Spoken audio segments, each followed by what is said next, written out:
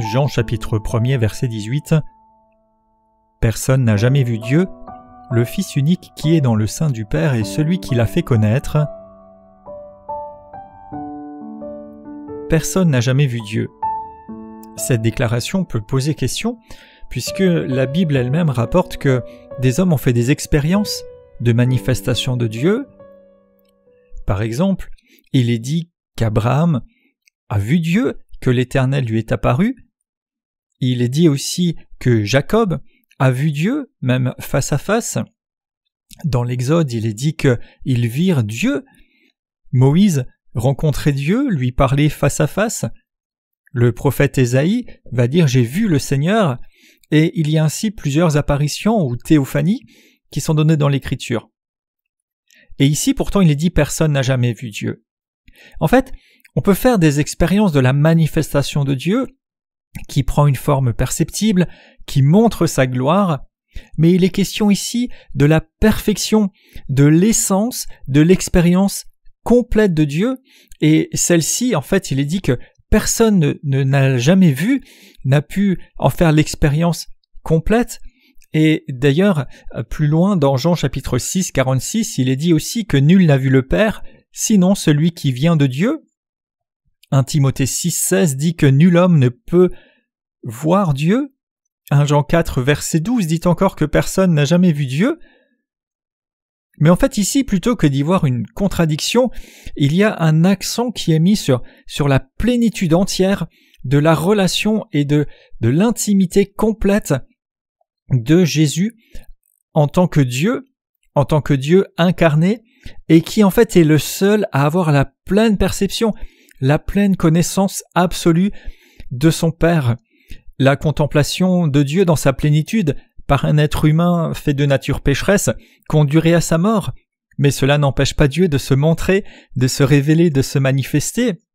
En fait, ici, ce qui est dit, c'est que la plénitude, la nature, l'essence parfaite et complète de Dieu est révélée par Jésus, qui est le seul à le connaître totalement parce qu'il est en lui. Jésus, en fait, est l'ultime révélation que le Père puisse faire de lui-même. C'est en Jésus et en Jésus seul que l'homme peut voir et comprendre pleinement Dieu, le Père. Donc, ici, il est question du Fils qui est dans le sein du Père. Et il y a la notion du Fils, certainement le Fils engendré, et ça nous l'avons vu dans des versets précédents, mais le texte original pourrait être rendu par le Fils unique Dieu, ou l'unique et bien-aimé lui-même Dieu. Donc là, ça appuie encore la divinité de Jésus. Il est l'unique, il a une position tout à fait particulière, et ici il est question d'être dans le sein du Père, d'être en lui. Donc il n'est pas seulement tout proche, il n'est pas seulement juste à côté, mais il y a vraiment cette dimension, et bien sûr qui dépasse l'entendement humain simplement, mais où il est en Dieu. Il fait une parfaite unité avec lui, et il y a une connaissance absolue, suprême, complète, réciproque. Et donc Jésus, en tant que tel, et à travers l'incarnation, a fait connaître Dieu. Il l'a fait connaître, c'est-à-dire il le déclare, il l'explique, il le révèle. En fait, c'est comme une interprétation. On pourrait dire que Jésus est comme l'explication du Père. Il démontre qui est Dieu, qui est le Père. Et plus loin dans Jean 14, au verset 7 à 10, il s'adresse à ses disciples en disant « Si vous me connaissiez, vous connaîtriez aussi mon Père. Et maintenant vous le connaissez, et vous l'avez vu. » Philippe lui dit « Seigneur, montre-nous le Père, et cela nous suffit. » Et Jésus lui dit « Il y a si longtemps que je suis avec vous, et tu ne m'as pas connu, Philippe. Celui qui m'a vu a vu le Père. Comment dis-tu, montre-nous le Père? Ne crois-tu pas que je suis dans le Père, et que le Père est en moi? Les paroles que je vous dis, je ne les dis pas de moi-même, et le Père qui demeure en moi, c'est lui qui fait les œuvres. » Hébreux chapitre 1er verset 3 dit que Jésus est le reflet de la gloire de Dieu et l'empreinte de sa personne. Colossiens 1 verset 15, il est l'image du Dieu invisible. Donc c'est en Jésus et en Jésus seul que l'homme peut voir, comprendre pleinement Dieu, comprendre le Père. Parce que il est un révélateur mais plus encore qu'un révélateur, il est la révélation même de Dieu.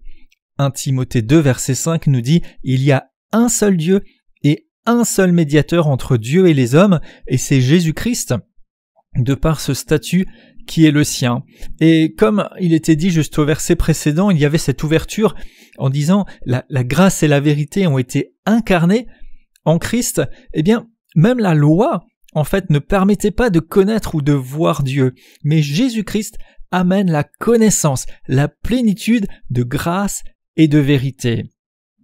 Et d'ailleurs, l'apôtre Paul va témoigner en Philippiens 3, versets 8 à 10, « Je regarde toute chose comme une perte, à cause de l'excellence de la connaissance de Jésus-Christ mon Seigneur, pour lequel j'ai renoncé à tout, et je les regarde comme de la boue, afin de gagner Christ, et d'être trouvé en lui non avec ma justice, celle qui vient de la loi, mais avec celle qui s'obtient par la foi en Christ, la justice qui vient de Dieu par la foi. » Et on voit ici, qu'il n'y a pas seulement une démarche ou une dimension d'apprendre, d'étudier, de savoir, de juste observer des choses ou réitérer des choses qui ont été précédentes comme quelque chose de rituel, de religieux ou de théorique.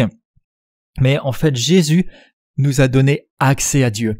Jésus nous fait connaître Dieu par révélation. Il nous révèle sa nature, il nous révèle sa puissance, il nous révèle sa gloire. Et donc quand il est dit que personne n'a jamais vu Dieu, ce n'est pas quelque chose de complètement absolu, mais c'est que la plénitude de la divinité est visible en Jésus, et qu'il n'y a que en Jésus et par Jésus que nous pouvons voir Dieu, connaître Dieu. Et d'ailleurs, il y a plusieurs exemples, même dans le Nouveau Testament, de personnes qui ont vu Dieu, à qui le Seigneur s'est révélé en personne. Et même Jean lui-même, plus tard, quand il écrira l'Apocalypse, va avoir une vision de Jésus-Christ glorifié. Étienne, lorsqu'il a été lapidé, a une vision ouverte dans les cieux. Quand Paul était sur le chemin pour aller persécuter les croyants, il a eu cette vision et il a entendu cette voix l'appeler et ça a complètement chamboulé sa vie.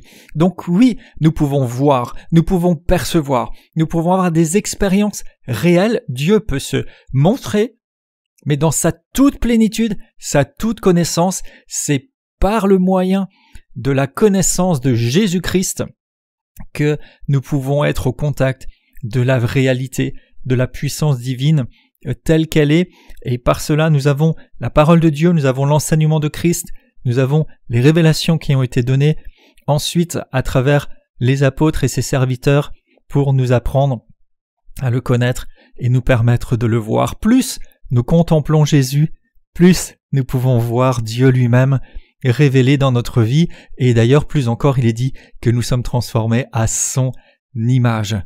Donc, Jésus, le Fils unique de Dieu, révèle le Père. Je déclare que par Jésus, je connais Dieu. Je m'attache à le suivre. Je fixe les regards sur lui.